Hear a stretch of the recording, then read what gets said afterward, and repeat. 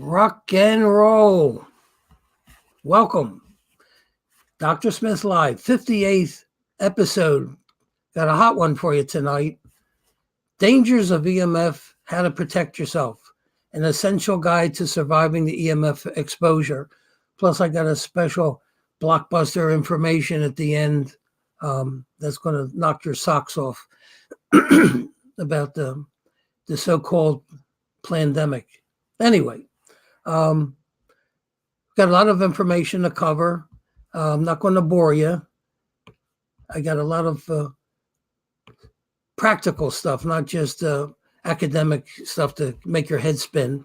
So anyway, one of the best quotes I've ever come across was, it's easier to fool people than to convince them that they've been fooled. And unfortunately, that's what's taken place with this pandemic that we have.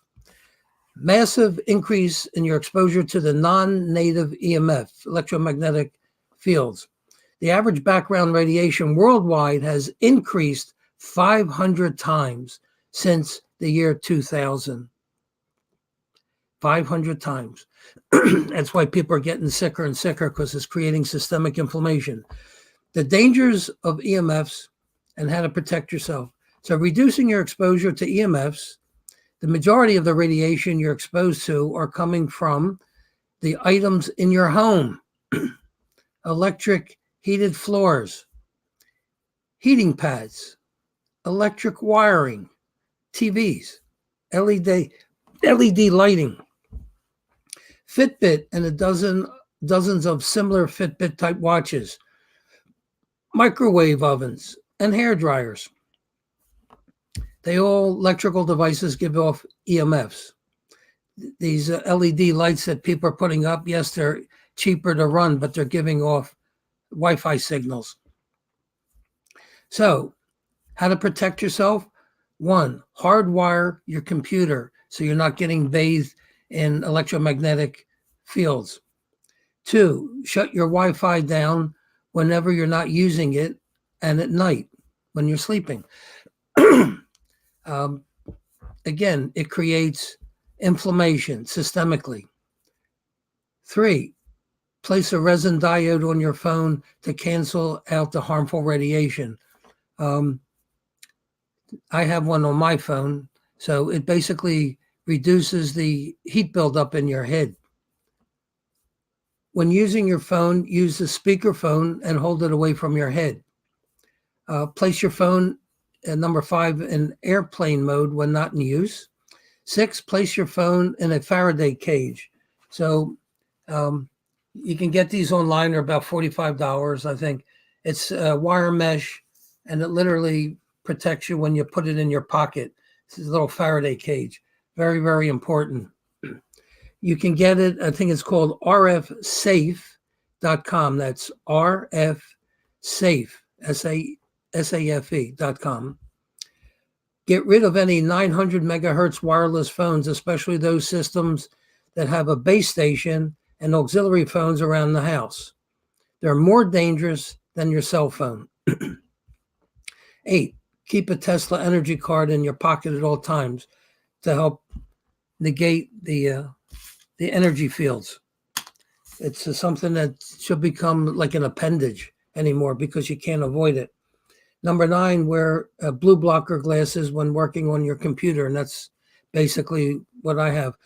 There's also a mat called a Harrod, HARRAD, Harrod mat. I think they're about $75. Fit on the base of your laptop computer, because if you keep your laptop on your knees, it's going to sterilize you. So your cell phone is a major source of EMF exposure.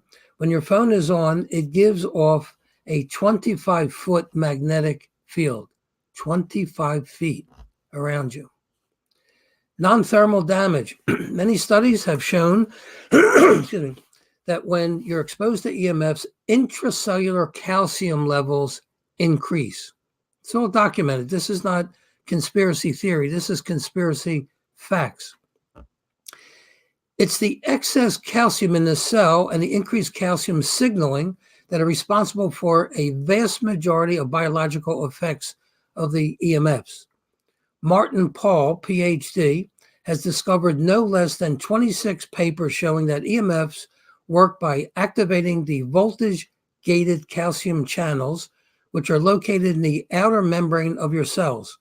Once activated, they allow a tremendous influx of calcium into the cell, about 1 million calcium ions per second. So you're flooding your cells with calcium, and you wonder why you have calcium plaque buildup on your aorta or in your organs and your tissues. It's too much EMFs. So a little note here, the cellular membrane is 7 million, that's 7 million times more sensitive to EMFs than the charged particles inside and outside of the cells, which are what safety standards are based on. In other words, the safety standards are off by a factor of 7 million. Anytime the government tells you a statistic or a number, don't believe them.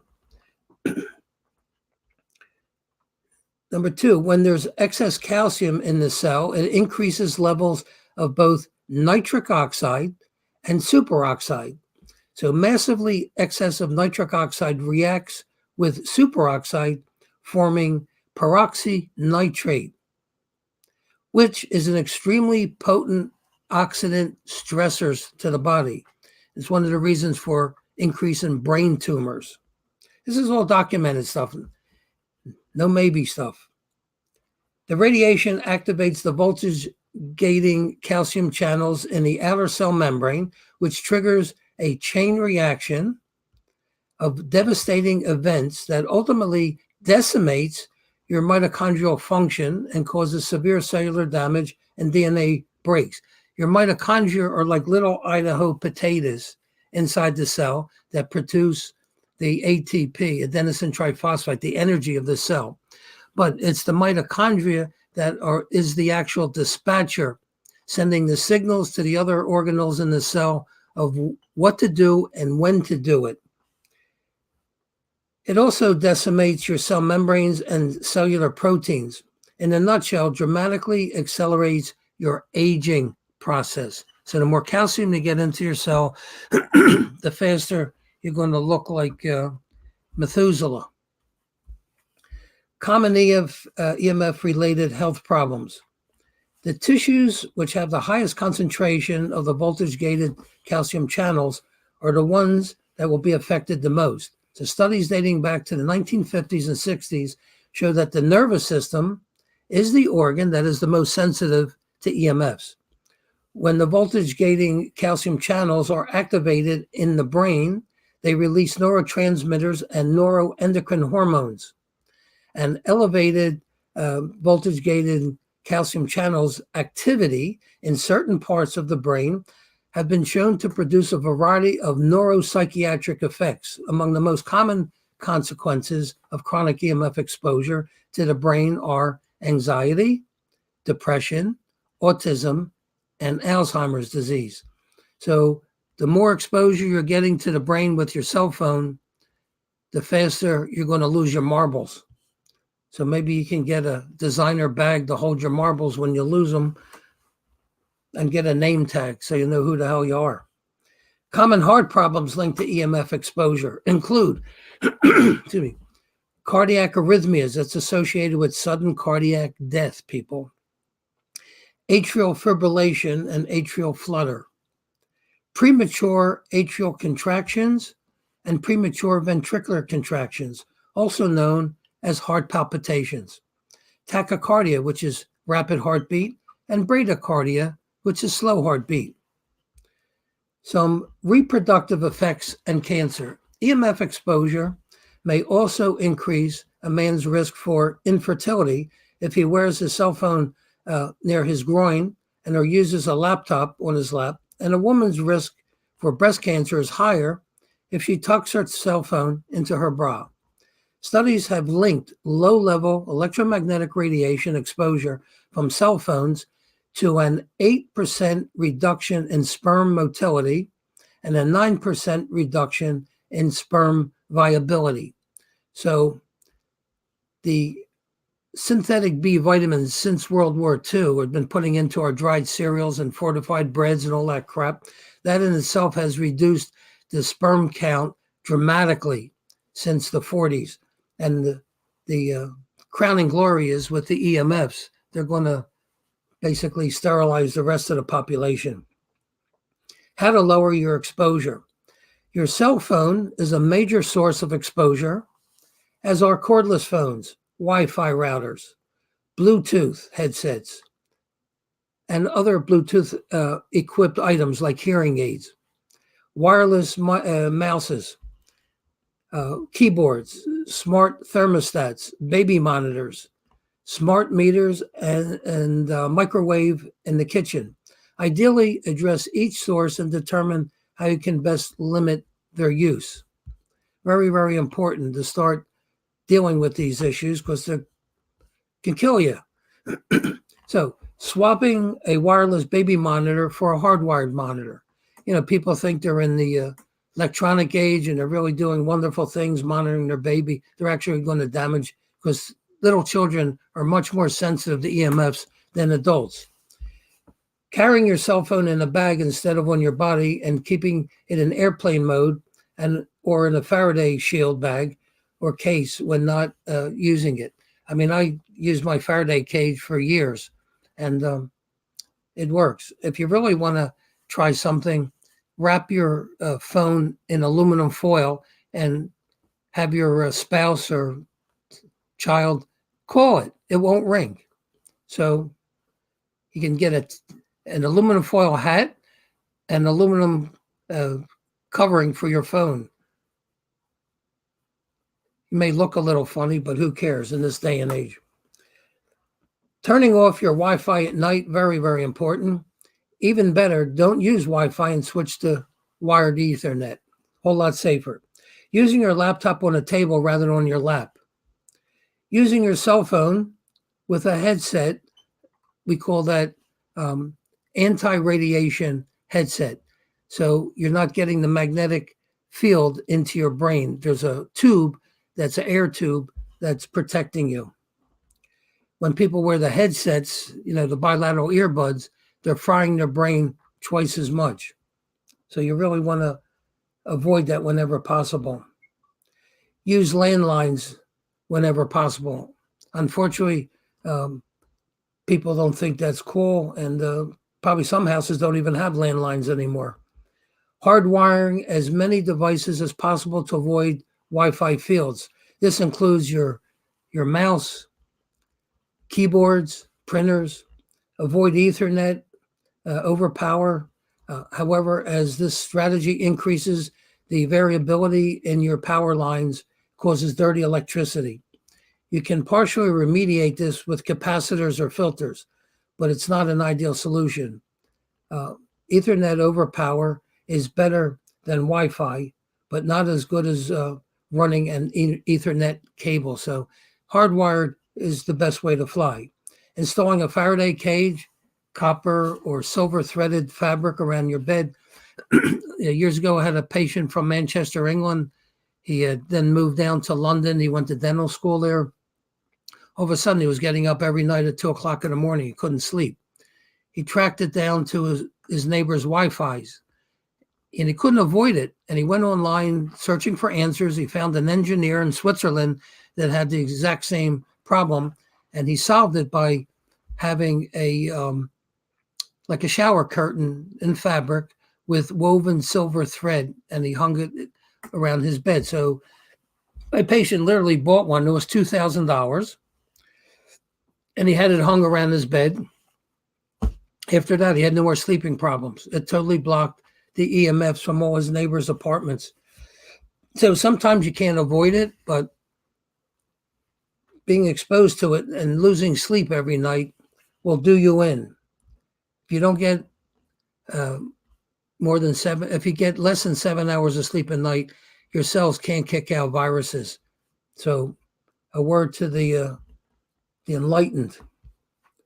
So the bottom line is here, these Faraday cages or shower curtains around your bed may save your life. If you have a smaller smart meter, take steps to try to prevent it. I know that they gave me a hard time. I tried to sue the electric company, and naive me, I found out basically that the utility commission gets its finances from the utility companies. So they're not going to cut the hand that feeds them. So it's like trying to push a rope up a hill. It didn't work. Anyway, you can get in contact with, it's called InPower, a mass action liability. So they can teach you how to try to avoid getting meters on your houses. I have a Faraday cage on my smart meter outside my house. The cyber scan is capable of evaluating each person's energy field and determine which EMFs are directly affecting them. From this information, a custom Tesla energy card device can be made to protect the individual from the harmful EMFs. So the key is EMFs are everywhere. You can't avoid it, but you can protect yourself against it. Peroxynitrite in your body. It is a selective oxidant that modifies tyrosine. Now, tyrosine is a very interesting amino acid. It's needed to produce norepinephrine, which enables your heart to contract forcefully to push the blood through all your organs of your body. This is one of the reasons why people get congestive heart failure, a lack of tyrosine in the diet. So peroxynitrite also creates a new substance called nitrotyrosine and nitration of a structural protein. These changes are visible in human biopsies of atherosclerosis, myocardial ischemia, inflammatory bowel disease, amyotrophic lateral sclerosis, ALS, and septic lung disease. This pathway of oxidative destruction triggered by low-frequency radiation emitted from mobile devices may partially explain unprecedented growth rate of chronic disease since 1990. So I'm going to give you some statistics. Chronic fatigue syndrome since 1990 has increased 11,027%. Bipolar disease in youth increased 10,833%. Fibromyalgia, 7,727% increase. Autism, 2,094%. Celiac disease, 1,111%. ADHD, attention deficit hyperactivity disease, 819%. Lupus, 787%. Hypothyroidism, 702%. Osteoarthritis, 449%. Sleep apnea, 430%. Diabetes, 305%. Alzheimer's disease, 299%. Depression, 280%. So the EMF introduction, and they, like cooking a frog, they turn the flame up slowly. So they started with 1G, 2G, 3G, 4G, and now we're up to 5G, which is really going to decimate society.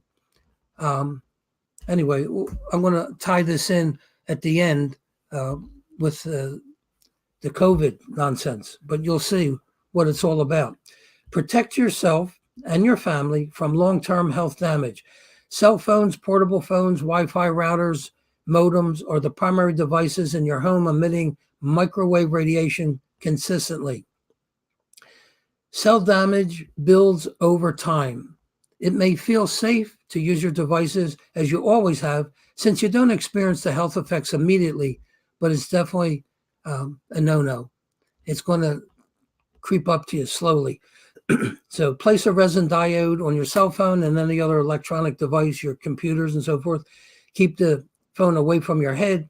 Increase the distance from your RF emitting devices. The closer the device, the more radiation you absorb. Find a way to transport your phone other than your pants pocket or bra, and avoid keeping your phone and tablets in your bedroom while you're sleeping. Don't charge your phone on your night table next to where you're sleeping. Turn your routers off, Wi-Fi off. Spices may reduce the damage. Researchers have discovered certain spices may help prevent or repair damage from peroxynitrites. Spices rich in phenolics, specifically cloves, rosemary, turmeric, cinnamon, and ginger root, exhibited some protective capacity against peroxynitrite-induced damage. So a good friend of mine up in Toronto, Marcel Wolf, he shared this recipe with me, and I make it, at least once a week. I get all organic herbs and spices. It's a coffee substitute. It'll put the zing into your step. 1/4 teaspoon of cayenne. I get 90K potency. That's like gunpowder, people. 1/4 teaspoon of organic cinnamon. That helps regulate blood sugar. 1/4, or actually a little bit, 1/8 of a teaspoon of cloves, which also kills parasites. 1/4 teaspoon of turmeric, and 1/4 teaspoon of ginger. 1 tablespoon of organic cocoa, raw organic sugar to the taste. And optionally, you could add in vitamin D3 or crystal energy, which is negative hydrogen ions. It's the smallest molecule in the body, the negative hydrogen ions, and very good for cleansing the body. So nutritional intervention can also help reduce the harmful effects of EMFs. It's not a permanent solution you can use in lieu of remediation, but it can be helpful while you're implementing more permanent solutions. The first is magnesium, as magnesium is a natural calcium channel blocker. Many people are deficient in magnesium to start with. It's about 75% of the population has magnesium deficiencies. And magnesium directly impacts 73% of the enzymatic reactions in your body. And I believe many may benefit from as much as 1 to 2 grams, 1,000 to 2,000 milligrams of magnesium a day. It also quiets down your sympathetic nervous system and dilates your coronary blood vessels, so you have a much less chance of dying of a heart attack. Better than taking aspirin. 2, increasing NRF2, which is nuclear factor erythroid number 2. NRF2 is a powerful protein that is latent within each cell in the body and is released by an NRF2 activator. Once released, it migrates into the cell nucleus and bonds to your DNA at the location of the antioxidant response element, which is the master regulator of the total antioxidant system that is available in all human cells.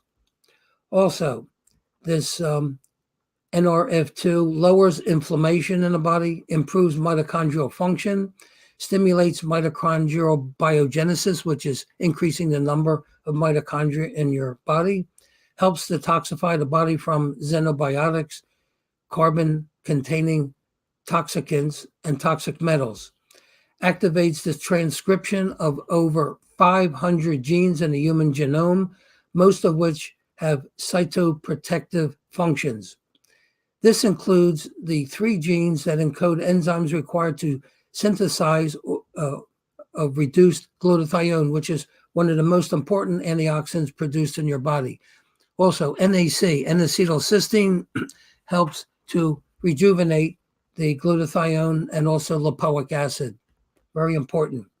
So you can activate the NRF2 by consuming what they call NRF2 boosting foods. That's compounds such as sulforaphane from cruciferous vegetables, broccoli and cauliflower, foods high in phenolic antioxidants, blueberries, strawberries, and grapes, the long-chain omega-3 fatty acids, which are high in the DHA and EPA, carotenoids, especially lycopene, sulfur compounds from alum, which is garlic, okay, vegetables, isothiocyanates from the cabbage group, and terpenoid-rich foods like mangoes, broccoli, sweet potatoes, and tea.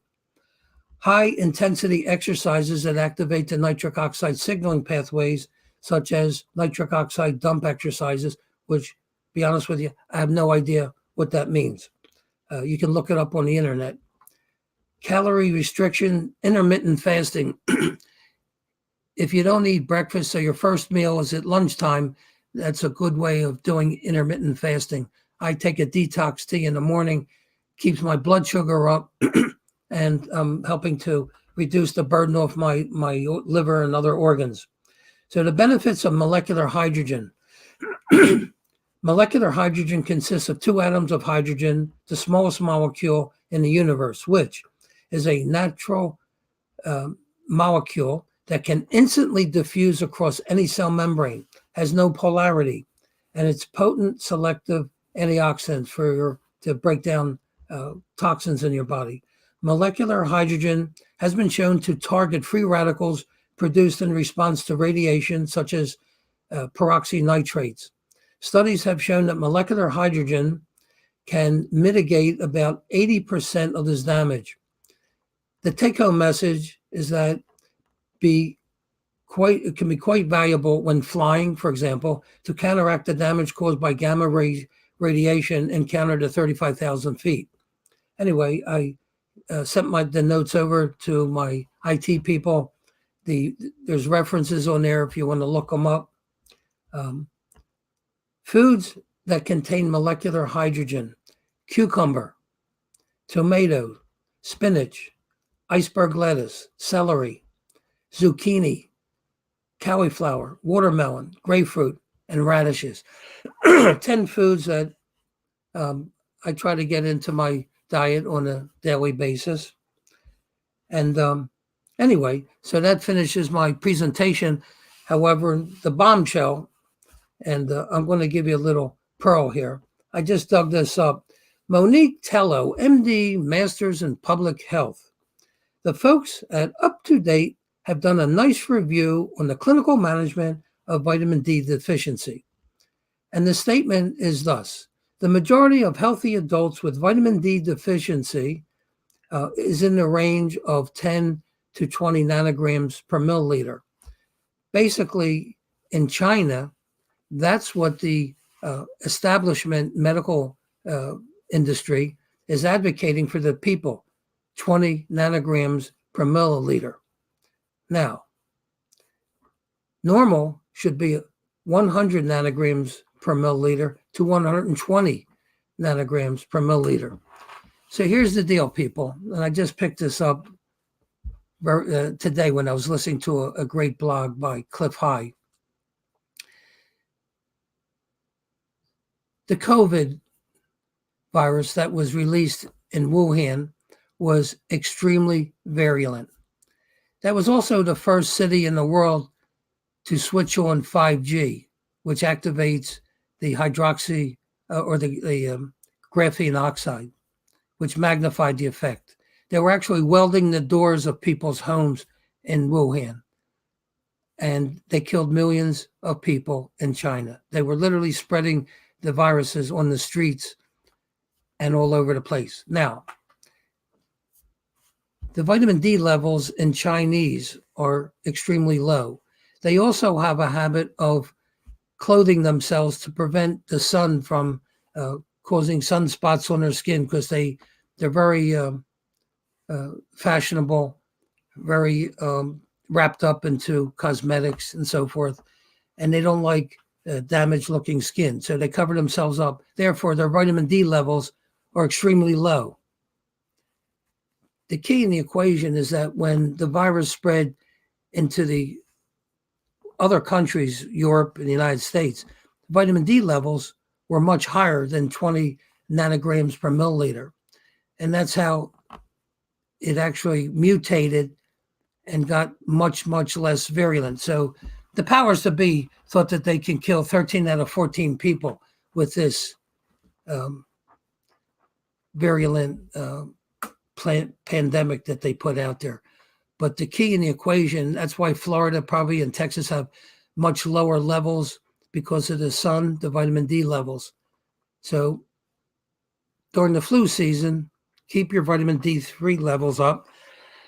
The doctors will freak out if it's over 100, but these people are mental midgets to begin with, and they don't appreciate the nutritional value of these powerful nutrients. You also want to keep up your zinc level, 60 milligrams a day. Your vitamin C, at least 2,000 to 3,000 milligrams a day. Curcumin for your liver, glutathione, N-acetylcysteine, even C60, the carbon molecule, is very effective.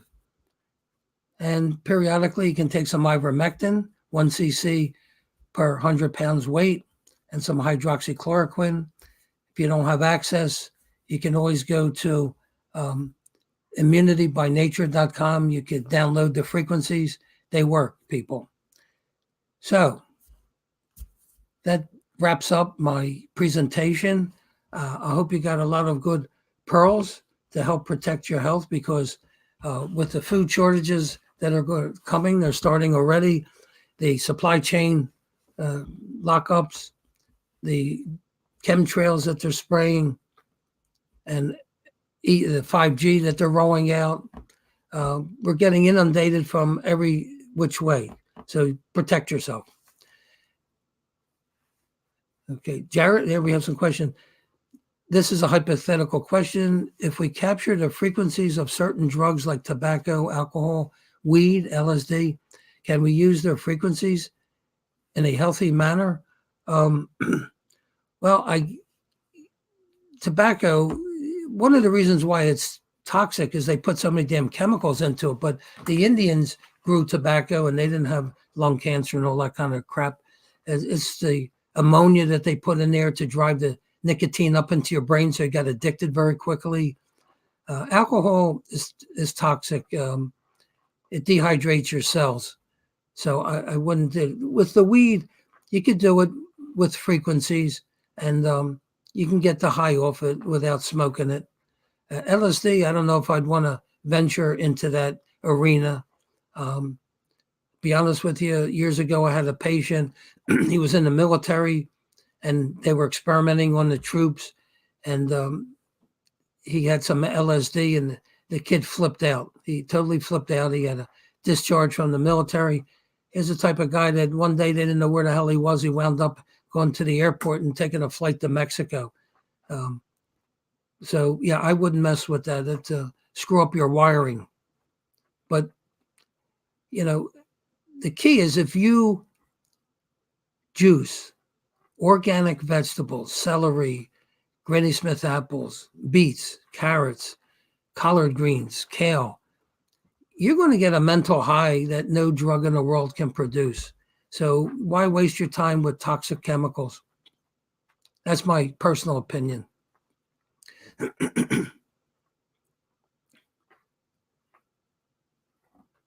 Is that the only question we have? Do you know what is the best way to go about treating a TMJ closed lock without reduction, non-reducing TMJ disc? Well, again, the first thing you want to do is balance the temporal bones. You also want to check for pronated feet. If you have an overclosed vertical, you got to provide vertical support, whether you're bonding resins on the posterior teeth or supplying an dental orthotic plastic appliance to give you the vertical height. And using natural minerals, organic minerals, trace minerals, and magnesium to quiet down the sympathetic part of your nervous system so that the disc can get back on the head of the condyle. So when you lose vertical on your posterior teeth, your condyle gets compressed up into the glenoid fossa, and the disc gets pulled off anterior medially because that's the direction of pull of the superior head of the external pterygoid muscle.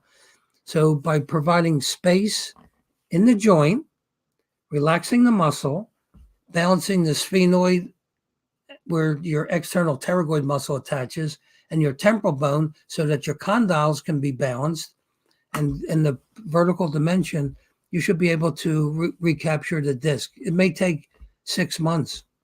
If you have a weak thyroid, for example, in the equation, you're going to have laxity of ligaments and weakened muscles. So you have to look at the whole enchilada, not just a lack of space in the TM joint. So.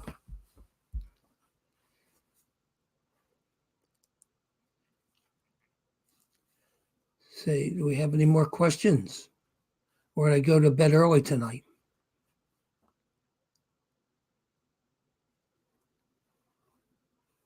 So, Jared, is this a wrap then? Here, thank you for watching. Anyway, I hope you should get a lot of good, powerful information from what I told you. Protect yourself with the nutrients, reduce your exposure to the EMFs, and enjoy every day as if it was your first, not your last.